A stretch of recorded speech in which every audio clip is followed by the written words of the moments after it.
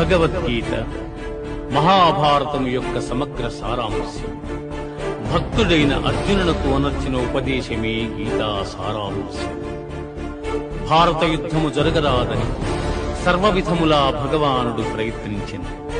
కాని ఆ మహానుభావుని ప్రయత్నములు వ్యర్థములాయి. అటు పిమ్మట శ్రీకృష్ణుడు పార్థునకు సారథి అయిన రచన.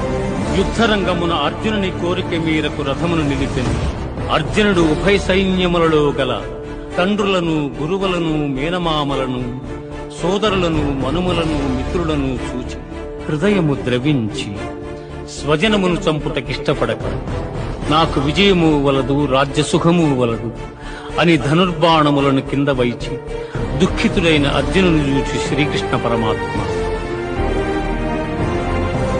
జీవునకు దేహమునందు బాల్యము, యవ్వనము, ముసలితనము ఎట్లు మరొక దేహమును పొందుట కూడా అట్లే. కనుక ఈ విషయమున ధీరులు మోహమును